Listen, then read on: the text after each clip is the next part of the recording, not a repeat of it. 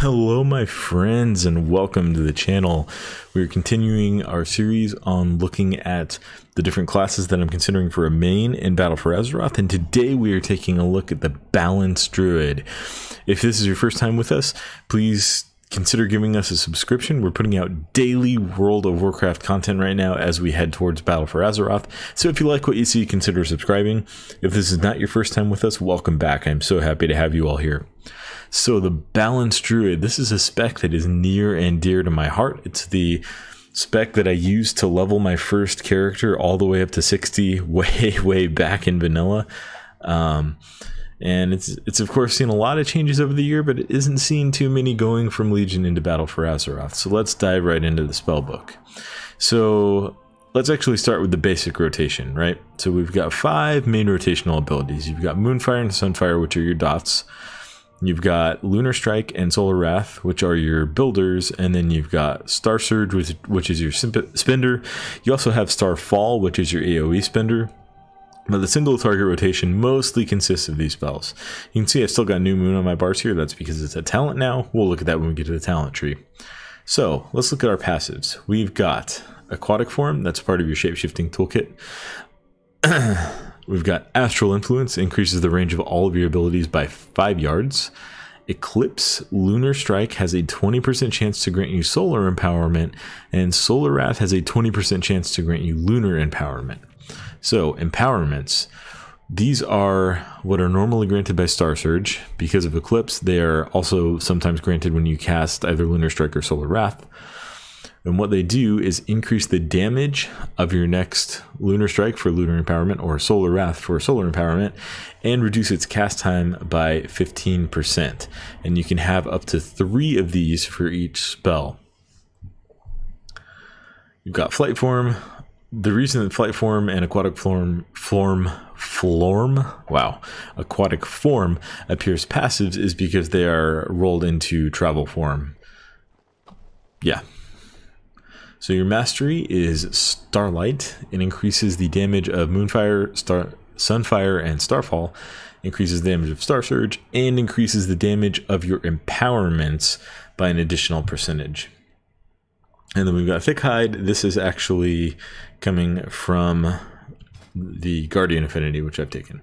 So we'll look at all of those when we get to the spellbook. So let's look at the active abilities now. Barkskin is your defensive. You reduce all damage taken by 20%, and you prevent pushback from being attacked while you're casting. You've got Bear Form and Cat Form. These are very weak without the associated affinities. You do have one ability baseline to use in each form if you do not have the affinity. So for Bear Form, I believe that's Mangle, and for Cat Form, that would be Shred. But the only reason you'd use Cat Form if you don't have the affinity, or even if you do as Balance, would be for the mobility to get away. The only reason you'd use Bear Form is for the extra armor if you're trying to survive a big physical attack. We've got Celestial Alignment. This is our DPS cooldown, increases your damage and haste by 15% for 20 seconds. You've got Dash, that's our sprint. Dreamwalk teleports us to the Emerald Dreamway, that is sticking around. We've got Entangling Roots. This is your CC, and it does get canceled by damage eventually, but you can go ahead and root a target there. Root a dummy so you can see. Now if we kind of pour into this guy, see it breaks relatively quickly. Now we do have another Balance friend attacking here. We've got Frenzied Region. This actually comes from the Guardian Affinity, but it gives you a heal to spend Rage on in Bear Form. Growl. I'm not sure. I don't believe this is from the Affinity. I believe this is just baseline. This is just baseline. So you do have a taunt, but you have to be in Bear Form. Of course, you wouldn't really want to taunt something if you're not in Bear Form because you just get crushed. Hibernate gives you a sleep on beasts and dragonkin. So this is more CC for the Druid. We've got Innervate, which gives a friendly healer 10 seconds where they can cast spells without spending mana. This is really solid utility. And then we've got Iron Fur. This comes from Guardian Affinity. It gives you a defensive to use in Bear Form. We've got Lunar Strike. We already talked about you deal arcane damage, and it has a AoE splash cleave type component. We've got Moonfire, which is our dot, our arcane dot. Does a little bit of damage in front and then pretty strong damage over time.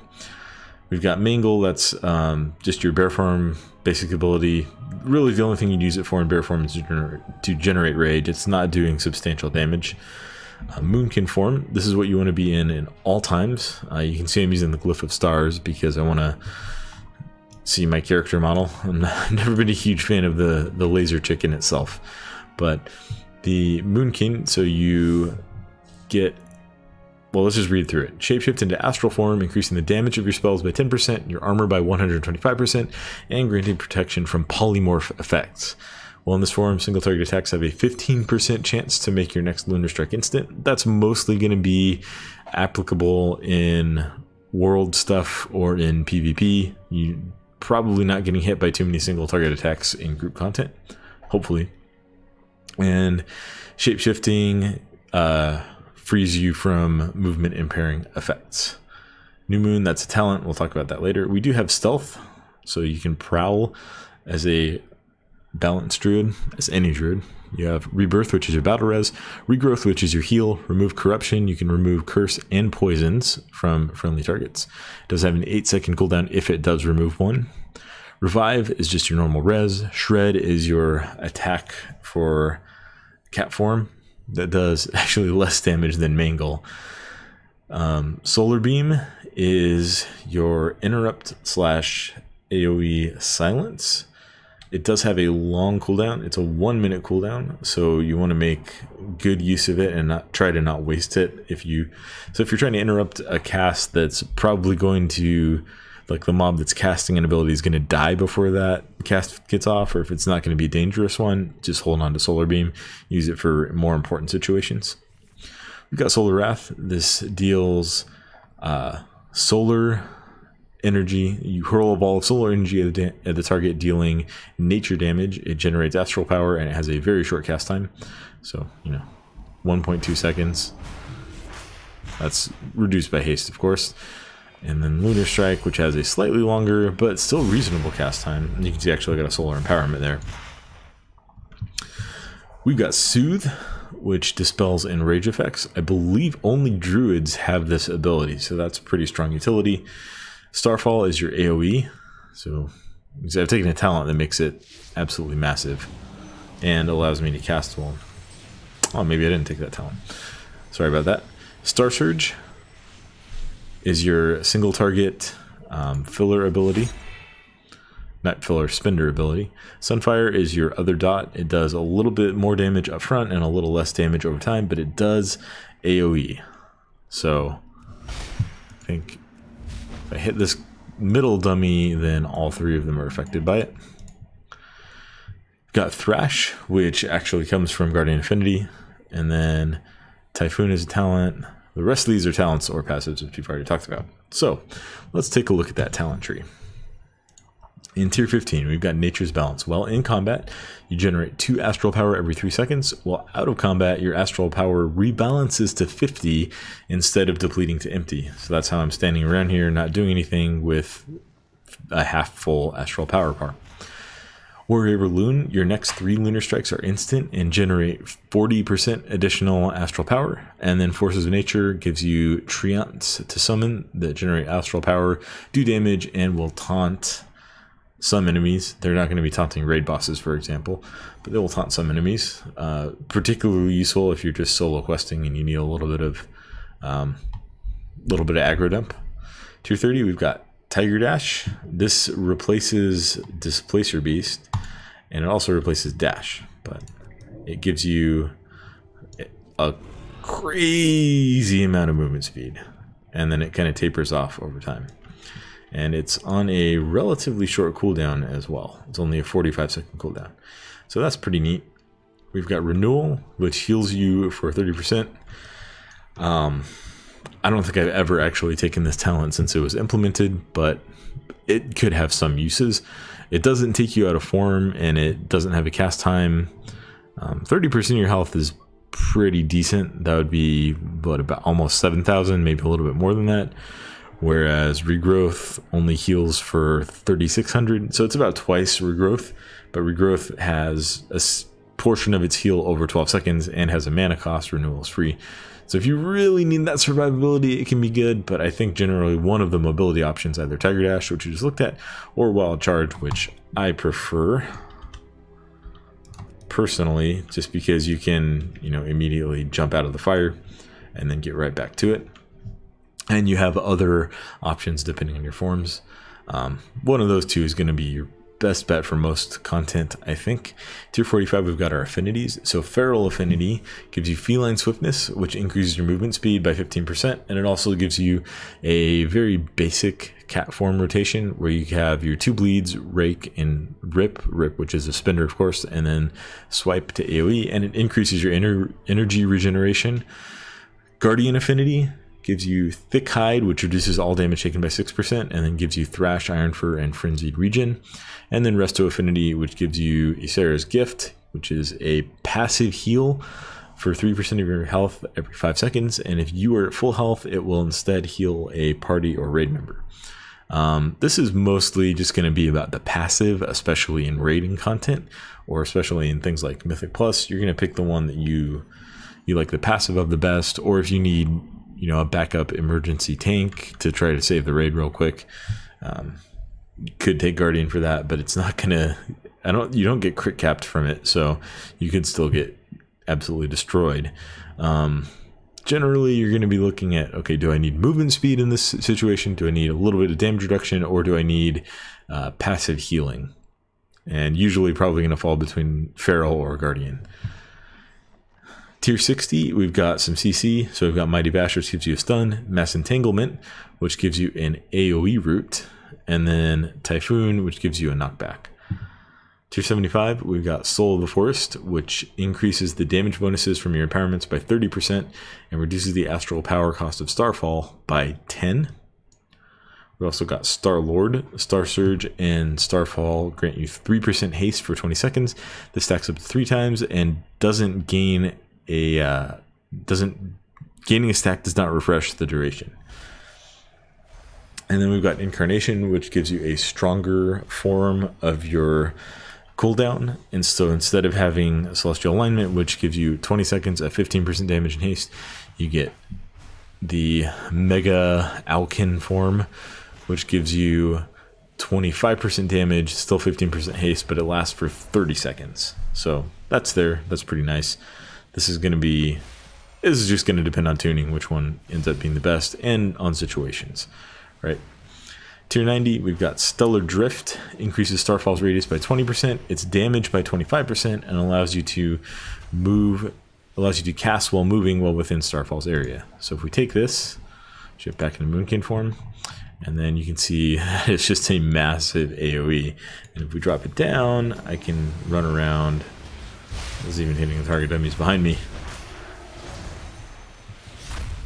And as long as it's up, and it fell off. But that's pretty nice. Open the talent book back up.